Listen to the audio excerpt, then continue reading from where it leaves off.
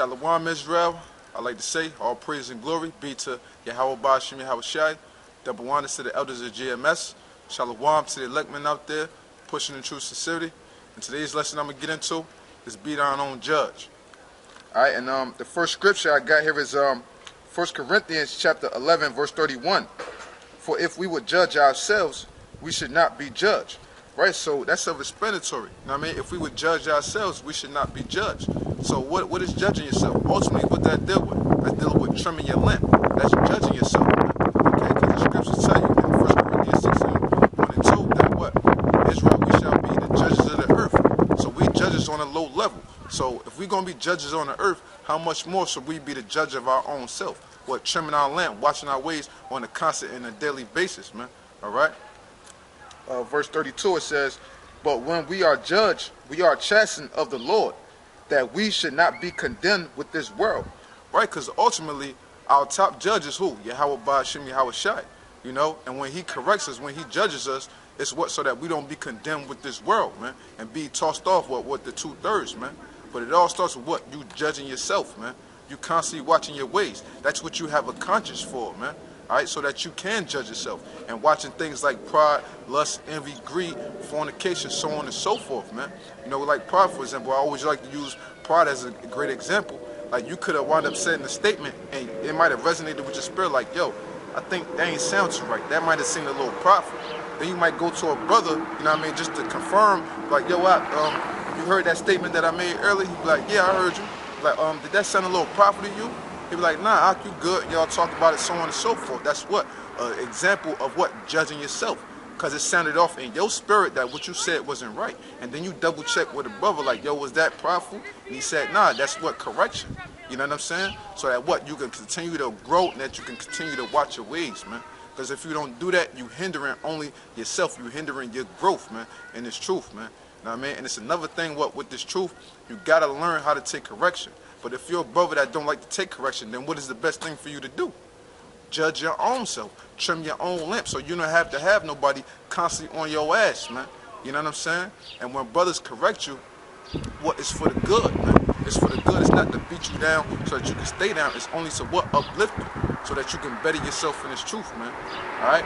But if you constantly on yourself, you ain't got to worry about, I mean, nobody else getting on you like that, man. Alright?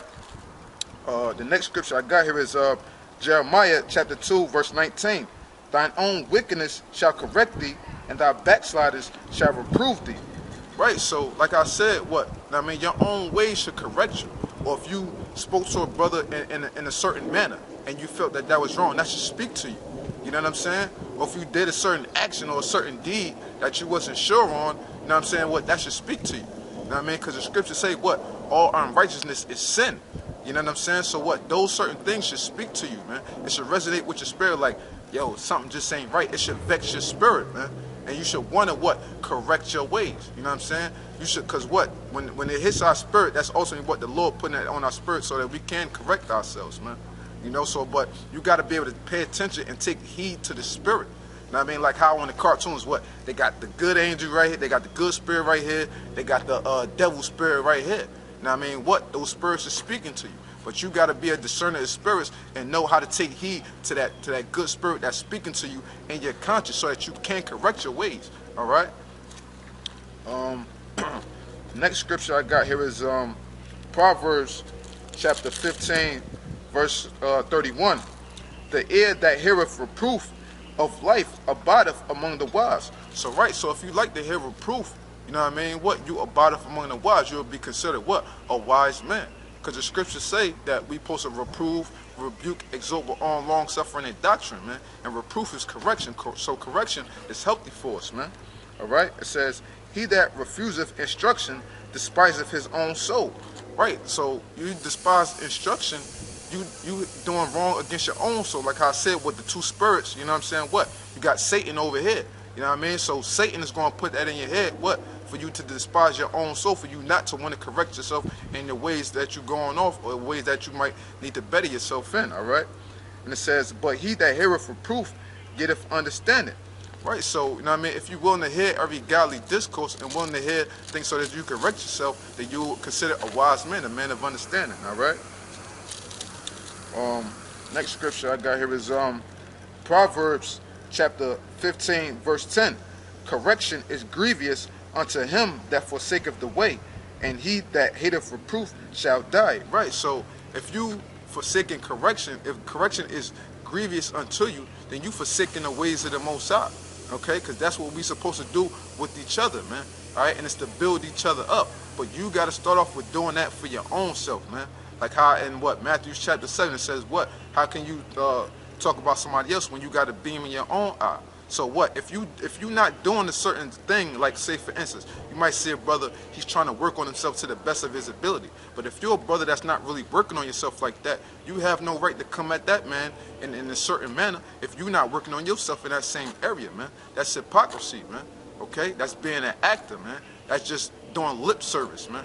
Alright? And we can't be like that in this truth, man. We got to be on our own self first and foremost before anybody else, man. Like how they got a saying in the world when you're in elementary school. They say what? Name it, claim it, tame it. You know what I mean? First what? You got to name the problem. Say for instance, what? Pride. Then you got to claim the problem. Say, okay, yeah, I know I got a little pride. You know what I mean? Or I know I got pride. And then what? You got to tame the problem, which is actually putting into practice you working on that problem which you have. Because just because a brother may know that he have pride, that don't mean that he's willing to work on it. So you got to be willing to put all of those 3 steps into effect and actually work on yourself so that you could be a better person for this truth, man. Okay?